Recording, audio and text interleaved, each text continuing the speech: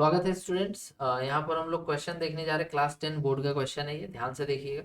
That what is understood by a as lateral displacement of light. मतलब light का lateral displacement क्या होता है। लाइट में अगर हम लोग पढ़ते हैं लेटरल डिस्प्लेसमेंट तो उसका माने क्या होता है। Illustrate this with the help of A diagram, और इसको आप एक डायग्राम के हेल्प से बताइए। List two factors on which the lateral displacement in a particular substance depends। और आप दो फैक्टर ऐसा बताइए जिस पे lateral displacement हमारा डिपेंड भी करेगा। ठीक है, तो देखिए इसका आंसर क्या हो जाएगा। पहले तो lateral displacement का डेफिनेशन हम लोग लिख लेते हैं कि when a ray of light is incident obliquely, मतलब कि कुछ ऐसे टेढ़ा, सीधा नहीं, टेढ़ा, on A parallel sided glass slab. मतलब कि देखिए यहाँ पर आप देख पा रहे हैं कि हमारे पास एक ग्लास स्लैब है।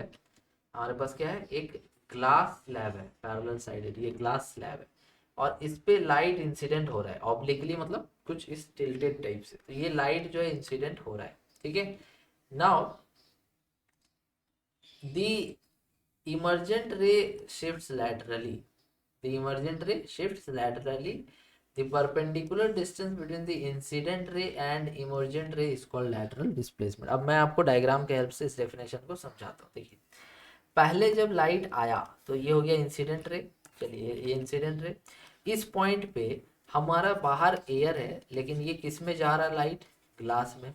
तो जब एयर टू ग्लास जाएगा, मतलब कि एयर को हम लोग बोलेंगे रेयरर मीडियम और ग्लास को बोलेंगे डेंसर मीडियम। तो जब लाइट एयर टू ग्लास जब जाएगा तो ये आपका नॉर्मल जैसे होता है, जो परपेंडिकुलर होता है नॉर्मल, ये नॉर्मल है तो इसके टुवर्ड्स ये बेंड होना चाहेगा। ठीक है, ये एक्चुअल में इस डॉटेड लाइन के अलोंग ये लाइट जाना चाहता था, लेकिन वो उस तरफ ना जा करके अपना पाथ को चेंज करेगा और पाथ को चेंज करके ये देखिए थोड़ा सा इधर मुड़ गया, टुवर्ड्स दी नॉर्मल मुड़ गया। अब फिर देखिए ये गया, इसको कहेंगे रिफ्रैक्टेड रे। ये कौन सा रे हो गया, रिफ्रैक्टेड रे। अब ये यहाँ गया, अब इस जगह पर वापस ये ग्लास के अंदर से निकल करके एयर में जाएगा, जो कि रेयरर मीडियम होगा। और ऐसे केस में ये नॉर्मल के टुवर्ड्स नहीं, away from the normal bend होता है। तो देखिए ये जैसे नॉर्मल यहाँ पे परपेंडिकुलर टू द सरफेस हमने बना दिया है ना, ये नॉर्मल है। ये रे एक्चुअल में ऐसे जा रहा था, बट ये अवे, नॉर्मल से अवे देखिए इधर मुड़ गया है। समझ गए, तो ये अवे फ्रॉम द नॉर्मल मुड़ जाएगा। तो एक्चुअल रे जो था हमारा पूरा डॉटेड लाइन, जो शुरू में जो रे आया था वो ये था, लेकिन अब जो फाइनल रे है वो ये है। इसी को इमर्जेंट रे कहते हैं। समझ गए। तो यहाँ पर जो डेफिनेशन था उसमें क्या कह रहा था कि दी जब भी कोई लाइट ऑब्लिकली इंसिडेंट होता है पैरेलल साइडेड ग्लास स्लैब पे, दी इमर्जेंट रे शिफ्ट्स लैटरली।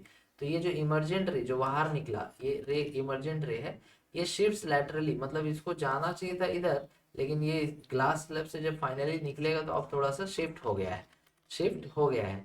तो जो परपेंडिकुलर डिस्टेंस होगा कौन सा रे, इंसिडेंट वाला जो डॉटेड लाइन है, और जो इमर्जेंट रे होगा उसके बीच का जो परपेंडिकुलर दूरी होगा उसको लैटरल डिस्प्लेसमेंट कहते हैं। मतलब कि यहाँ पर जो लाइट हमारा, ये जो लाइट है ये इंसिडेंट लाइट है ना, जो शुरू में था डायरेक्शन, और ये कौन सा है, ये इमर्जेंट लाइट है उसका डायरेक्शन। इसके बीच का जो दूरी होगा ना परपेंडिकुलर, इसको हम लैटरल डिस्प्लेसमेंट कहते हैं। इसको स्मॉल डी से भी डिनोट कर सकते हैं हम लोग। ठीक है, तो ये लैटरल डिस्प्लेसमेंट के बारे में हो गया। अब पूछा था कि कौन कौन से फैक्टर्स हैं जिस पे ये लैटरल डिस्प्लेसमेंट हमारा डिपेंड करेगा।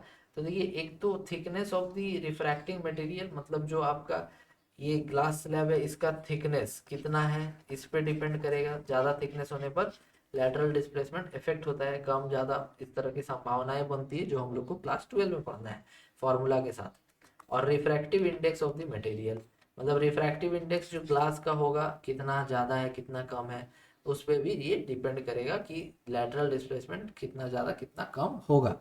ठीक है, तो ये दो फैक्टर्स हैं जिस पे हमारा लैटरल डिस्प्लेसमेंट डिपेंड करेगा। आई होप आपको ये क्वेश्चन क्लियर हो गया होगा। Thank you.